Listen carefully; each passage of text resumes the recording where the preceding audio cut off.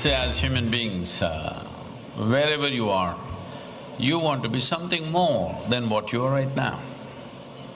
If you know only money, you're thinking more money. If you know wealth, you're thinking more wealth. If you know power, you're thinking more power.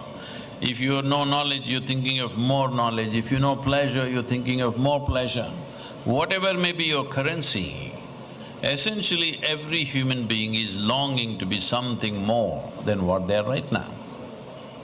If that something more happens, of course something more.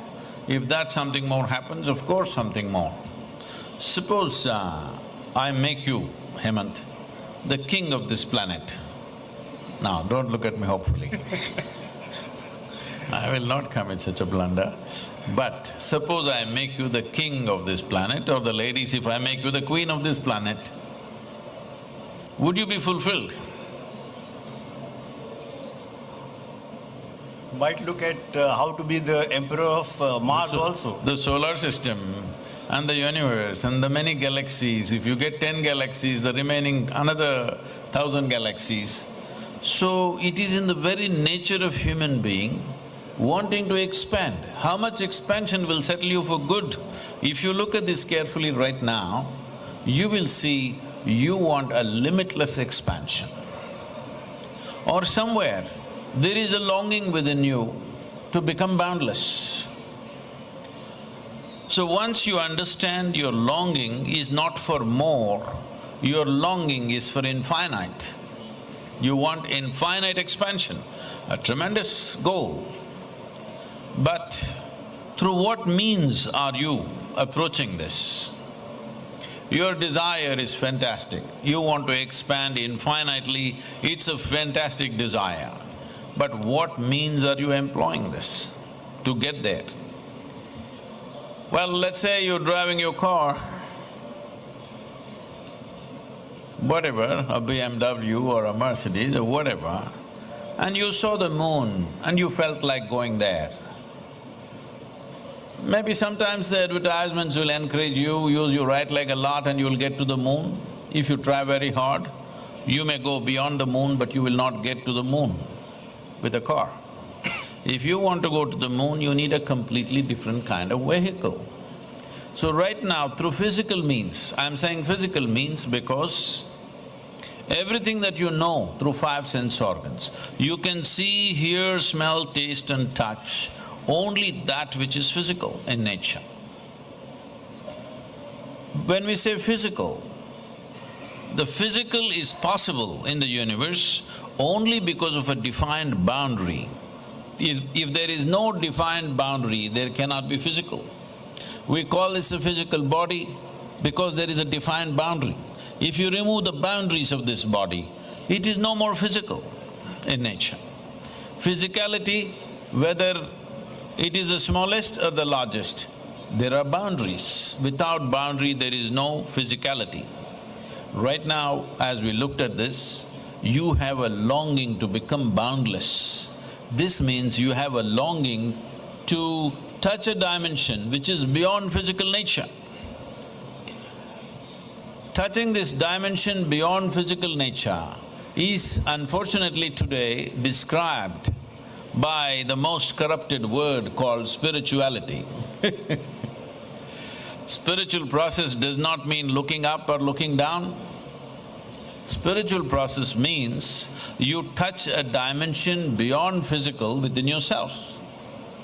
Because once you touch a dimension beyond the physical, the longing to expand is gone because the boundaries are gone. Right now you imprison yourself and try to expand. You identify yourself with the limitations of your body and then try to expand.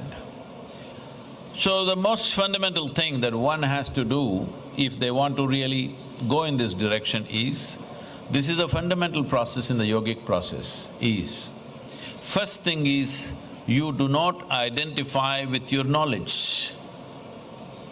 Because your knowledge, whatever it may be, if you have read the libraries on the planet, still your knowledge in cosmic scale, it is a minuscule. How much ever you know, it is just a minuscule. But our ignorance is boundless. So we always start, the first step of yogic process is, you begin to identify with your ignorance, you begin to identify with what you do not know. What you do not know is a limitless process. Because human mind essentially works around the identities that we have taken. If you identify with your knowledge, only you think you're great, other people see that you're conceited. Because you have identified with your limitations. It looks like a great thing for you, but people around you who observe you closely, they see this is a big problem. The moment you're identified with your ignorance, you have set the gates open so that always your intelligence is working towards a limitless expansion. If you are looking at a limitless expansion, not incremental expansion, that is called vision. If you are doing a constipated version of that, that's called ambition. What you're referring to as spiritual is a dimension beyond the physical.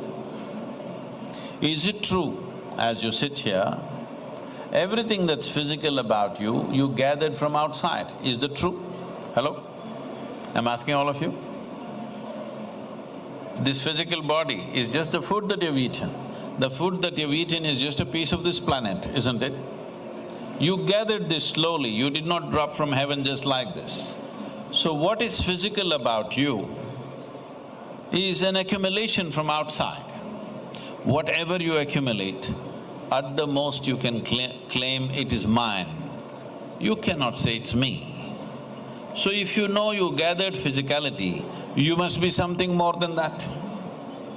That something more unfortunately got labeled as spirit, all right? So that's gone distorted and now it's stored in a bottle, I understand that.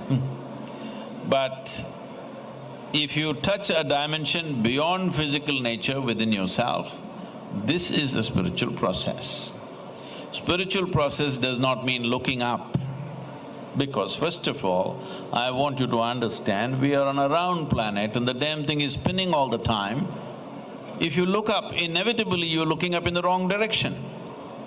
You not only not looking up, you are incapable of knowing what is up or what is down in this cosmos.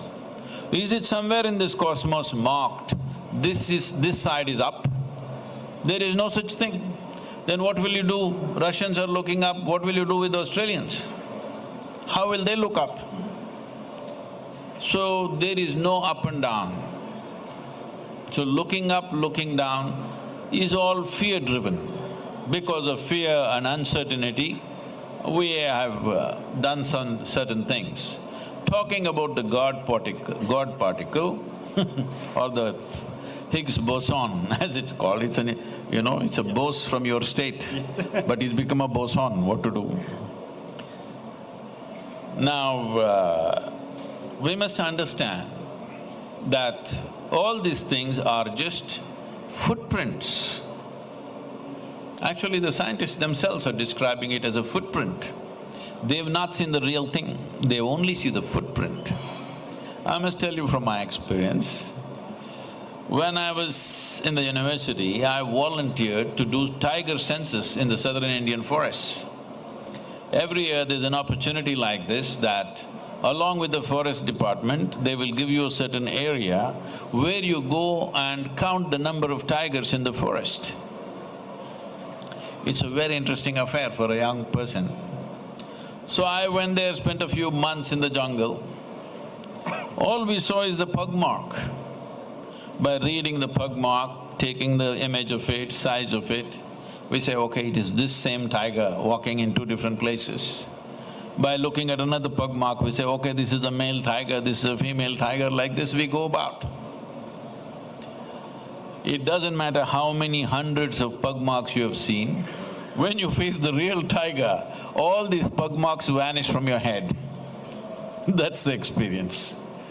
So it doesn't matter how many footprints of these things, creation and the source of creation you have seen, when you encounter the real thing, all this will vanish. It will, believe me.